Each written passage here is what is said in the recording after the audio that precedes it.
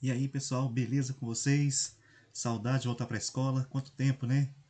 A gente está aqui parado em casa, mas logo logo a situação vai passar e nós voltaremos a ter aula presencialmente. Enquanto isso não acontece, vamos aqui com a nossa aula de Sociologia online. Nós começamos lá no segundo bimestre a questão da mercadoria, né? Depois passamos pela indústria cultural e agora vamos unir então essas duas questões aí e vamos tratar da questão do consumo, né? Então o tema hoje, né? Consumo, tempo livre e distinção social. Então vamos então lá para a nossa aula de hoje, seguindo aqui. Então, segundo o Theodor Adorno, lembra lá, né? O Theodor Adorno, ele é um membro da escola de Frankfurt, que é aquela escola com inspiração marxista de pensadores que fazem crítica à relação entre indústria e arte, né? E também em relação à questão da mercadoria. Então, segundo Theodor Adorno, as mercadorias produzidas pela indústria cultural são consumidas principalmente no tempo livre. Só que o Adorno fez um estudo e concluiu que esse tempo ele não é realmente livre como ele deveria ser.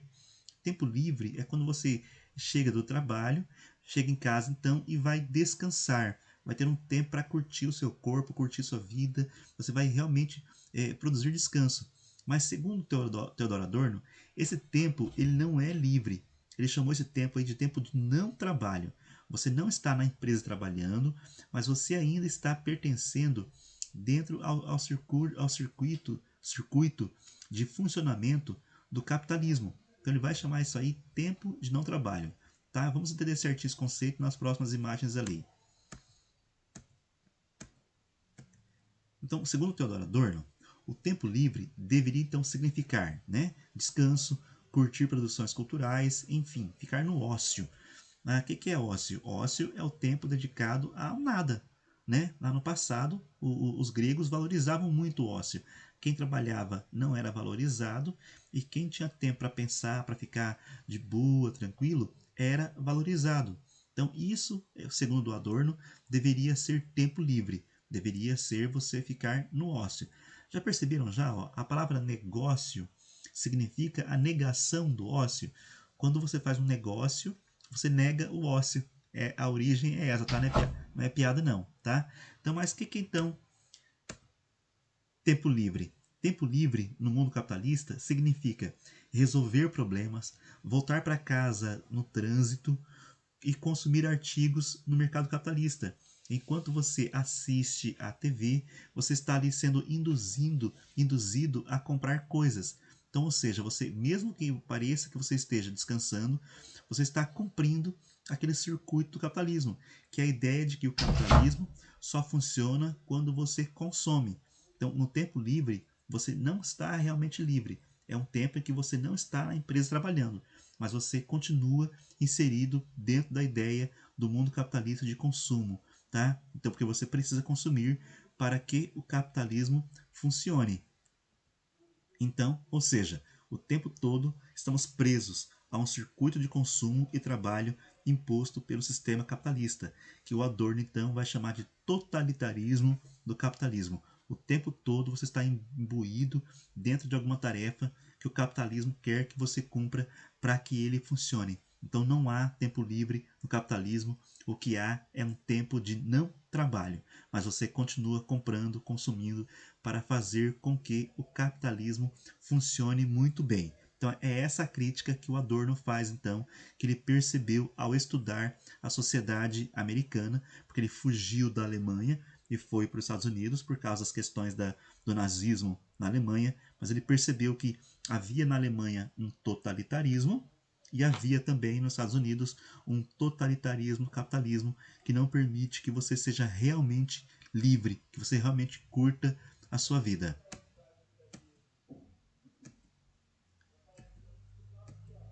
Vamos agora para uma outra questão, que é a questão do consumo e da distinção social.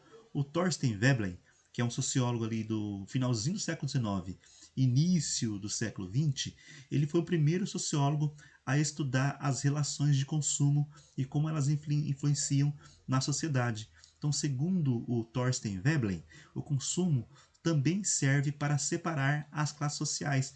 ele não tem apenas a questão de satisfazer as nossas necessidades primárias de comer e beber, né, de nós nos alimentarmos.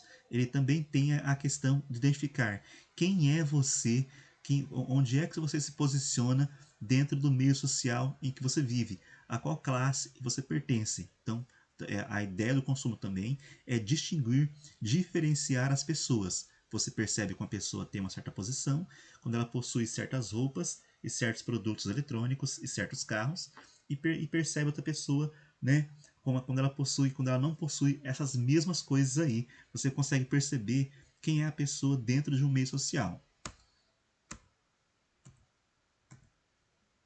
Então o Thorstein Veblen criou a teoria da classe ociosa. O que é a classe ociosa? É aquela classe que está livre de trabalhar.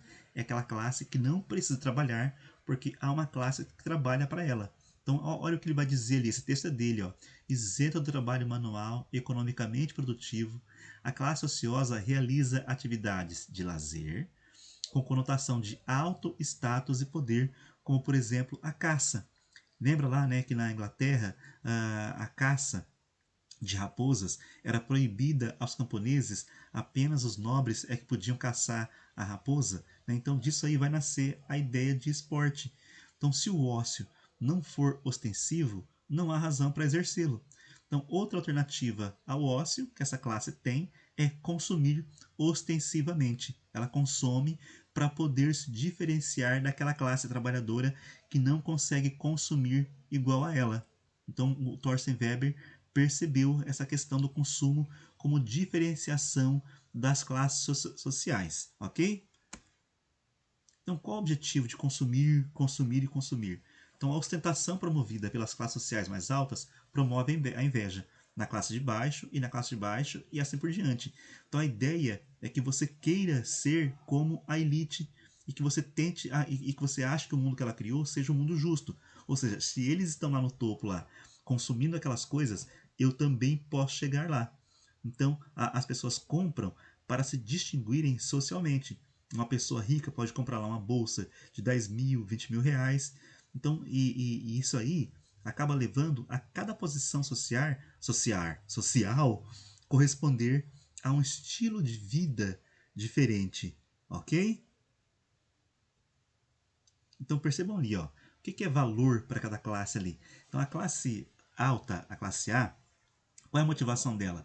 A motivação dela ao consumir é se distinguir das demais classes. Ela está na frente, ela fuga para diante. Qual é o estilo de vida dela? Sofisticada e de exibição. Né? Então ela tem acesso ao luxo, a lugares exóticos, museus, óperas, a lugares que outras classes não podem ir. E ela exibe isso aí, ainda mais hoje, nos meios de rede social. A elite, né, tem então condições de mostrar o que ela faz e gera nas classes mais baixas a inveja para que eles também queiram ter aquela vida, que muitas vezes, ou na maioria das vezes, é inalcançável.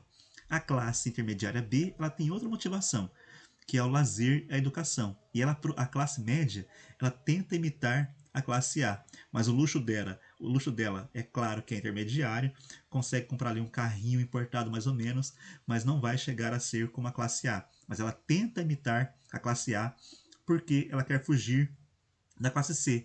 A classe C quer comprar mais, né, para ter acesso social e estudar melhor para melhorar a sua cultura. O que é valor? Qual é o estilo de vida da classe C? É a fartura mesmo, aquele churrasco no final de semana, né, e você gasta comprando lá em 300 vezes aquele produto que é mais caro, que você não tem acesso facilmente a ele. Né? Então percebam só como as classes sociais têm diferentes pensamentos em relação à vida. Né? E a classe A se caracteriza então por se distinguir das demais classes, por comprar coisas sofisticadas, e ela exibe então isso que ela tem aí, né, para mostrar, ó, eu sou de um jeito e vocês não serão iguais a mim. Não ligue pra ele, tesouro. Não se junte com essa gentalha. Sim, mamãe. Gentalha, gentalha! Então a classe A se comporta como o tesouro da Dona Florinda ali, ela não quer se misturar com a gentalha, né? Então esse estilo de vida da classe A não é uma escolha individual, tá? Mas é uma expressão individual da classe social a que você pertence. Então, nós aqui de baixo, aqui, nós conseguimos jogar golfe? Não, nós não conseguimos jogar golfe. Para jogar golfe, você tem que ter um taco caro, tem que ter aquele carrinho, tem que morar num condomínio com aquele campo sofisticado, fantástico lá. Né? Então, ao consumir coisas diferentes, ao ir a locais diferentes, museu ou estádio, indica alguma coisa para você. Aí, ao ir a uma ópera ou ir a um bailão, indica, né, que o seu estilo de vida representa a classe social a que você pertence. O que está se fazendo então aí é um jogo de distinção social. As classes sociais estão sendo separadas. Então, esse estilo de vida aí é um modo consciente de separar as pessoas e de mostrar que elas pertencem a diferentes classes sociais dentro do todo social em que se vive.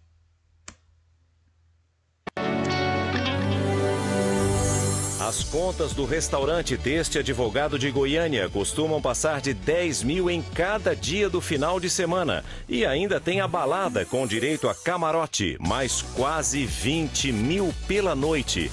O homem que tem avião avaliado em mais de 20 milhões de reais, uma coleção de carros de luxo na garagem de um condomínio caríssimo, com 16 funcionários na casa, que vale mais de 10 milhões, também revela que não são apenas as mulheres de cifras poderosas que ostentam alguns mimos. Eu acho que o ouro é riqueza, né? Simboliza a riqueza, né?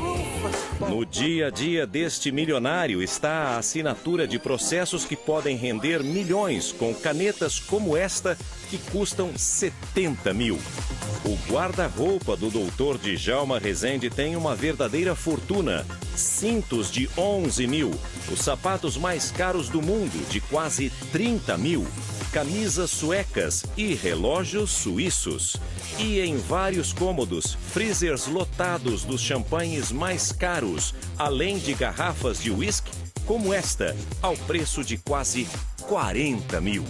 Quem tem muito dinheiro usa parâmetros muito diferentes para os gastos. Compram não pelo critério do custo-benefício, mas pelo prazer de ter e ser capaz de pagar. Olha, mas a minha visita a Helena Motim não terminou não, muito pelo contrário. Muito bem, então, galera, até a próxima, ficamos por aqui, espero que tenham gostado da aula. Se vocês querem ser igual aqueles milionários lá, então, vocês que lutem. Obrigado, valeu, até a próxima.